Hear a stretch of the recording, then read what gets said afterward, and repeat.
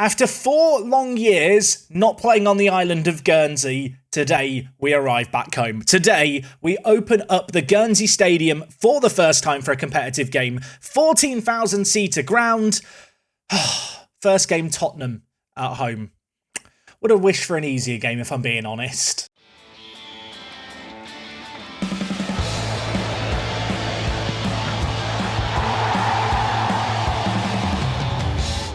Yes, folks, how is it going? Welcome back to Prem. I hope you guys were able to catch the last 2 transfer specials towards the end of last week. Today is the start of a new season and a new week. It's season 13, and this is episode 90 already. I say already because it doesn't really feel like yesterday since we were down, in the Southern League Division 1 South. That was the good old days. This Guernsey team, a little bit different to the one that was playing back when we started this save game a few months ago, but having established ourselves in the Premier League with a successful first season, the plan of attack is to avoid relegation again this year. We have done a bit of a sidestep during the summer transfer window, not really strengthened the team as a whole, but brought in more younger players, removed our reliance on loans, and of course, just as a little reminder, board expectation for this season, attempt to avoid relegation. I would like to stay up this year, I would like to avoid a relegation scrap, but this Premier League season has a lot more quality teams than last year. Peterborough, that was a free result. They're not here anymore. Now, just to really quickly recap the signings that were made over the summer. The first, Kennedy Warunga, the Kenyan international, 18 years old, picked up from Malmo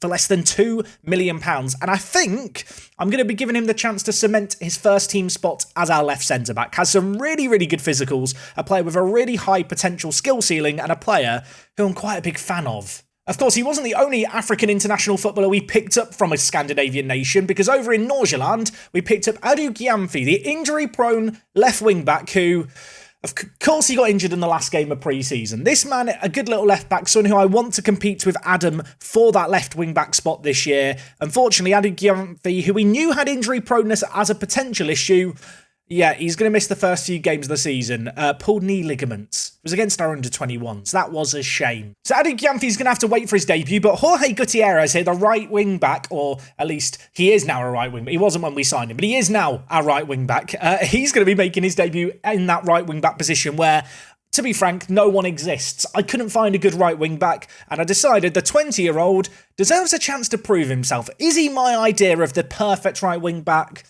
Not really. But he's good, according to my staff, so we're going to give him the nod and see how he goes. The defence really was the focus of the transfer window. Jan Volsak has joined us. He is more of a squad player, but at 18 years old, has international caps for the Czech Republic. I like the look of him. Expect him to pick up some minutes this year. And of course, a new record transfer, Tyrese Bignot. What a name that is. It's an intimidating name. He was born and bred in Stoke. That said, he's got surprisingly good technical ability for a Stoke player, or at least a Stoke of old. I know Stoke fans get annoyed when you think about Ryan Shawcross and the long throws of Roy Delap. Times have moved on, everyone. Not in my mind, they've not. But Tyrese here has left Stoke. Record transfer, £21.5 million. And he will be making his debut today because Chilumbu got injured in pre-season. Just in a little bit of news, Svend might be joining us. Unfortunately, he might not be joining us. Lots of teams have bid on him. Lots of teams are approached to sign him at the end of his contract. He wouldn't talk to me when I offered him that. I had to actually bid on him, then he listened to a contract offer. So everyone else is trying to sign him for free. I've decided he's worth £1.8 million. If we get this man signing, I'll be very happy, but he's very much in demand. One other little bit of news that happened since the transfer special, we got an affiliate in China. Yes, Shanghai Shenhua, I think is how you say this team's name. We've decided to sell merchandise in China. I'm imagining all the people in Shanghai all wearing their Guernsey scarves to work. That's definitely what's happening. Whether or not this is going to prove to actually be profitable, I have no idea, but I just like the idea of us having a presence in China. Bit random. I will say, I'm not sure Shenhua need our money. Apparently they've got £750 million in the bank. Can they lend us some? That would be nice. Now, whilst we've not signed the most players in the world this summer, the board and the fans, they absolutely love our signings for the most part. Apparently, they don't like Warunga, which I find controversial because I'm starting him today. Maybe I shouldn't be starting him. Maybe the fans know what they're talking about. That feels unlikely. Now, our opening game of the season is going to be against Tottenham. Last year, they had a pretty disappointing year, finishing down in 7th. That is their media prediction for this year. They are the favourites in this game against us, despite us being their home team. And if you're wondering who their key player is, it is Efe Kankir here. He looks like a very, very good player. The kind of player who could probably play anywhere. I imagine for them, he's going to be running the show in the midfield. Yeah, we're going to have to work pretty hard to keep this man quiet. So this is how we are going to line up for this first game of the season against Tottenham in our brand new stadium, which I haven't taken a peek at through pre-season. I hope it looks good in 3D, otherwise I am going to be sad. In terms of the team, Warunga is going to make his debut at left centre-back. Like I already mentioned, without Adu Gyamfi, Adam is back in the team. And I know the Adam fan club exists and is out there. They were not happy about their man potentially being replaced this year. He's got the first couple of games to prove his worth. Elsewhere in the team, Gutierrez makes his debut at right wing-back. And in the final third, you might have noticed it, Big Knot is playing as that false 9 role that we discussed last episode. Previously, we have used a pressing forward in this area of the pitch, but Tyrese, he's not a pressing forward. He's quite a creative player, really, and I want to make the most of that. And alongside Lemos as a shadow striker, I think those two are going to be able to work really well. Originally, I wasn't thinking that Big Knot was going to start this first game of the season. I was going to stick with Chilumbu, but he's injured for 4 to 8 days. So with that in mind, this is Big Knot's time to prove his worth, prove that he deserves to have a regular starting spot in this team. Compared to previous seasons, the turnover in players has been on the lower side. Of course, the players that we've really lost from the starting 11 are players that we had in on loan. But besides that, this is a young core to the squad that proved itself last year as a decent mid-table team. I think to match that performance is going to be difficult, but if we could get a win in our first home game of the year, that would make a statement. I am somewhat aware that we've not really improved the team massively since last year, but that was partially by design, partially by just bringing in a lot of young players with a higher ceiling. I need another year in the Premier League, I feel like, to really see the club reputation rise a little bit. If we could go on a cup run this year, that would, of course, also help with that. But until we can really have some pulling power to bring in talented players, I'm happy to stick with a squad that we've got, a squad that I think can do it at this level, and just kind of let it develop. Let it cook, as the kids say. Anyway, there's an early highlight here. We are in a new stadium, and I've got to say, it looks like an actual football stadium. It looks big. It looks proper. No gazebo in the corner makes me sad, but Gaspar on the ball here makes me happy. Adam, do not get sent off, Adam. Don't do it for me. Don't do it for the fan club. Don't do it for anyone. Just be well behaved there. He's got a yellow card after 10 minutes. That makes me nervous, as does the fact that Trelovic is through. Well, until the finish. That was an awful shot. Adam, mate. Just come here, Adam. Come here. Ease off tackles, son. Keep it simple. Already 20 minutes into this game. Not a whole lot of action just yet. It's been a pretty even game, especially in terms of possession, of course. I feel like when we control the ball, we play a lot better. And, well, with Big not doing that, I'm not feeling great. We spent £21 million on a man who can't dribble the ball, but he can win it there. He knocks it back to Jaime, who looks to pick out Gaspar. Unfortunately, the ball doesn't find its way through. And now it's Kulusevski playing it forward towards Duranville. The Belgium international cuts inside, impossible angle, hits the post, and oh my word, we've got it away from danger. I've not liked what I've seen. I'm just going to shout demand more and hope that helps. Half an hour played here, still waiting for our first highlight in our favour, but against a very good Tottenham team, we do seem to be matching them for the most part. I mean, we're edging possession, better pass completion, higher XG. We're winning the XG battle. What more could you want? I suppose a goal before half-time would be nice. We have now got a corner here. It's going to be Jaime over at Tejera back post. Look at the number 5. He's lurking. It's like I'm watching the Discovery Channel and there's a lion hunting antelope with Tejera at the back post. Unfortunately, the lion has tripped over, fallen, and it's half-time. It's 0-0. He didn't get the antelope. Gonna tell the players I'm far from pleased, but secretly deep down inside, I'm not actually that mad about that half. It's not been great. It's not even terrible either. We are doing a second game today. It's against Middlesbrough. I know we played them last year away from home, so there's no away day, but they are just the next league game that we've got, and after that, it's Carabao Cup stuff. So for the sake of the video, I feel like it's more sexy to play Middlesbrough again in the league than the Carabao Cup. And I'll tell you what else is sexy. Florentine and his heading, and Jaime's ball into the box. We've taken the lead from a set piece. We are set piece FC. Jaime in a super wide area floats it to the back post, and then it's Florentine with a fantastic header back across goal. Keeper has no chance. That is the perfect start to the half. We have now played an hour. I feel like I should be making some changes, and this year we do have more options on off the bench. I'm going to bring in Galvez firstly because I don't want to see Adam get sent off.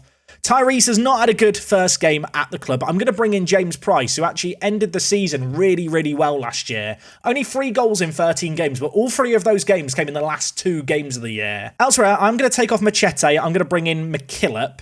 And I think they are going to be the 3 changes I make for now. I don't want to overhaul things too much, but some fresh legs into the midfield and in the final third. Given how this game's played out, I mean, Tottenham have been limited to 1 shot on target. We've played well so far in this game. Don't really want to overcomplicate things and change things too much. It's about us trying to see this out. As well, Runga, of course, coming in at left centre-back. A little bit of pressure on this man.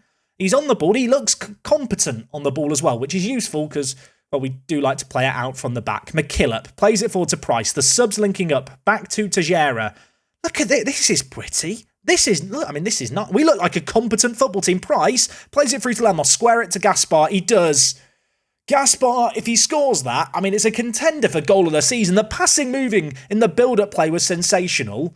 We'll still hope that we can make something happen here as Jaime is going to cross the ball in towards Tejera, but on this occasion, Tottenham have learnt their lesson. They're dealing with the set piece. Throwing on this near side, Galvez the sub to Gaspar. Of course, Gaspar last year, our top goal scorer. Keen to see him open his account sooner rather than later this season. A goal on the opening day would be nice. Lemos hits it from range. The keeper spills it and it's gone out for a corner. For a second, I thought it was about to be spilled into the net. It has gone wide.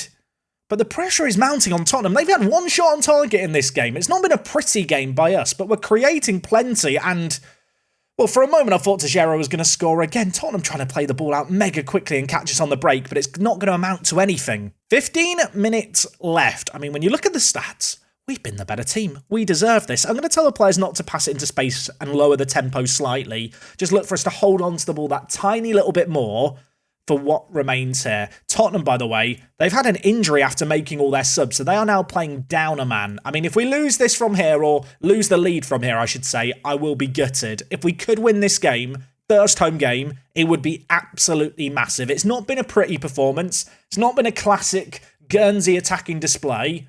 But it's been a common trend over the last couple of years, especially last year in the Premier League, that we grinded out 0-0s and 1-0s. And I'll tell you what, we've done it here. Defensively, we were very good. We took the chances that came our way. And when you look at the ratings of the likes of Gutierrez and Warunga, a good day for players making their debut as well. We won't talk about Tyrese. 6.6 rating on his debut.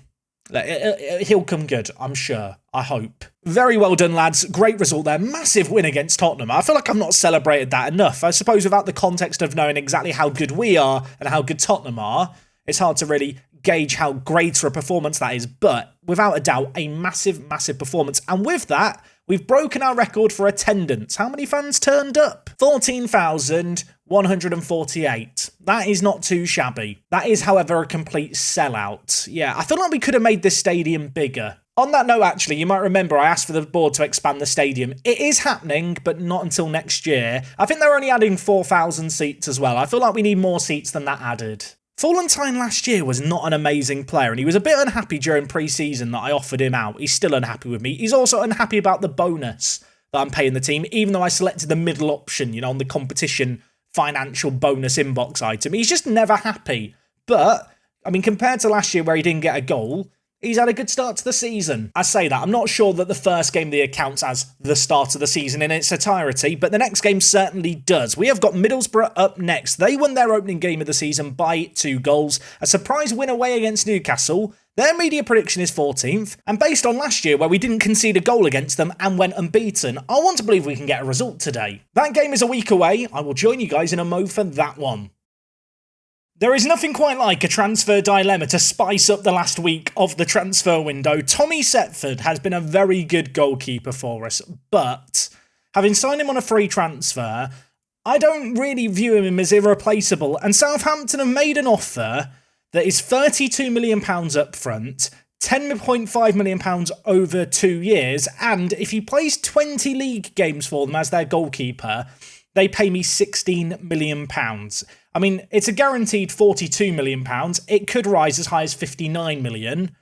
I said a dilemma, didn't I? It's not a dilemma. I have to accept this offer. You might remember that Tommy Setford had that offer accepted for him from Fulham over the summer and he turned down the option to move to them. He has told me that he is willing to entertain the offer from Southampton, but he has got reservations. So, not guaranteed to lose him, not guaranteed to get that money. With Setford possibly leaving, I have identified a potential replacement, a loan option, and that is Bordignon here from Inter. His name is a bit of a mouthful to say. It looks French. I've been assured he is very much Italian. He doesn't even have have part French nationality. This man is available as a loan option, and the loan offer that we've actually had accepted is a surprisingly good one, I think. We will pay all of his wages, which is less than £20,000. There is an optional fee to sign him for £11 million at the end of the year, and the monthly fees themselves are pretty insignificant. I was looking at maybe buying him, but because he's injury prone and he is a bit younger and perhaps not quite as good, I had reservations. But I feel like as a stopgap option, if there aren't better goalkeepers out there, Jacobo here could be a good little option that we bring in, loan for the year. If he develops, if he looks amazing, we sign him. If he doesn't look amazing and doesn't develop, we can always go and find another goalkeeper. Of course, all of that is said with the caveat that he has still got to accept to go to Southampton. But for the money they're offering, I think I'd be mental to say no. Anyway, we are back today for that second game against Middlesbrough, second game of the year, a nice week-long rest, and I'm going to hope that we can get a good result here. In terms of team news, I've not actually looked at the team for this game yet. Clement, is he back? Can he do... No, he's not back. Elsewhere, Chilumbu, could you make the bench 45 minutes? You know what? I'm going to put him in over Gadia. Besides that, though, I mean, we had a really good opening game to the season. I'm not going to change anything. Big Knot did not impress me. This is take two, mate. £21 million, please score today, otherwise I'm going to start looking like a mug. It is a proven technique, by the way, in Football Manager. If you plead to a player whilst looking at their player profile screen, they will actually play better. The game just knows that you're talking to the player in question. We are playing it around the back here. Warunga with the ball. Could go back to Setford, could go forward. Goes back to the keeper. He's going to go long and shoot it towards Big Knot, who is, well, not actually big in the air. I guess that's why he's called Big Knot. He's not, I think he has free jumping reach. He should be known as Not Big. That should be his real name. Either way, Jaime wins a header. Unfortunately, we're not going to get the second ball. Borough now in possession. Of course, they won their opening game of the season away against Newcastle, and what they could take the lead here, but for a fantastic save by Setford. Still a corner to deal with, but when you see saves like that, you do sit thinking, am I right to be selling Setford for 58 potential million pounds? I mean, 30 million up front. As good as he is, I don't think he's that good. I think, can we all agree on that? The offer that I've had for Setford, you all would have accepted, right? Is anyone sat there thinking they wouldn't have taken that Southampton offer? I love it. We're 15 minutes into this game. I'm still thinking about this big transfer, which might not even happen. He might decide he doesn't want to go to Southampton, even though they finished above us in the league last year. Anyway, we've got the ball here. Let's focus on the here and now. Jaime to Gaspar, back to Warunga. We're knocking the ball around the back like we like to do. Big Knot has the ball. Gets dispossessed, but we are going to get the second ball here, and now it's Jaime playing as that roaming playmaker, waltzing forward, giving it to Gutierrez, who was not particularly active in that last game, but he's played it inside. VAR might have just given a penalty to us here. It looked very soft. It was Jaime as that roaming playmaker getting further forward into the penalty area, and is VAR going to give us the penalty? It is going to give us the penalty. Tejera is going to be the man over this penalty. I've just realised I've not updated the penalty takers for the new season, but Tejera, I trust you. That's why. It's 1-0 here. It's come from absolutely nowhere. I'm not going to complain. All came from Jaime getting forward. To be fair, the actual build-up play that led to the penalty was really nice passing play. And off the back of it, we earned the penalty. We've taken the penalty. We're a goal up. Halfway through this first half, Middlesbrough have had some chances on goal. And while they've got the ball here in a dangerous area, back post Collins headers it. Setford makes a fairly straightforward save, but still a save that had to be made. And then, well, I'm not sure what Tejera's done there, but at least they've not scored. At least yet. I say that. I feel like Middlesbrough are getting just everything ahead of us here. They've got the ball yet again in a semi-dangerous area. Adam at left wing back, not covering himself in glory. Kay hits the woodwork. It was offside. It wouldn't have counted. I need to shout here. Borough are on top. Tommy Setford currently on a 7.4 rating. I mean, Middlesbrough have had 6 shots on target this game to our 1. Of course, our 1 was a penalty as well. So probably not deservedly ahead in this game as we quickly approach half-time. That said, it's been a solid enough display. I mean, if we get another 1-0 result, I'll be fine with that. I feel like it's our brand of football at the moment. Don't score a load, don't concede many, you know? Put it this way, we're not first on match of the day very often in the year 2034. It's just not our thing. Anyway, we got the ball here. Jaime's going to switch it to Gutierrez. He's going to keep it alive. Of course, Gutierrez slotting in at right wing back does have Walder's boots to fill. That man, of course, who we had in on loan on Man City, was great for us. Had 7 or 8 assists last year. I'd love to see Gutierrez get a similar total. Gaspar inside Lemos. And, well, he's scored a really good goal there. Lemos as the shadow strike had a great end to last season. Was very slow to get going. Great to see him open his account for the year. And well, it all came from Borough giving the ball away. Jaime picked up in a great little area, played it through to Gaspar, and it's that pass before the assist for Jaime that he gets oh so often. The finish was good. Could Setford's brother have done better in goal? I've just realised it's the battle of the Setfords again. Could I just sign Charlie Setford to replace Tommy Setford? I mean, he probably wouldn't want to join us. I mean, which Setford would you choose? At the moment, the blue one is doing better. I mean, that really does sum up Football Manager to a T, doesn't it? Gutierrez struggling a little bit of right wing back. I think I'm going to make a change here. Let's bring in Ryan Hunter, who in himself is a very, well, competent right wing back. I mean, he's played for the Scottish national team, so he knows what he's doing. He knows how to kick a football. Elsewhere, Machete doesn't have the best of ratings, but I feel like that is just down to the role that he plays, that defensive midfielder on support. But I'm going to bring in Montero, I think, here, just into the team. I'm going to play him, though, as a deep line playmaker on defend. I think that just makes better use of his skill set. Tyrese has not had a good game so far.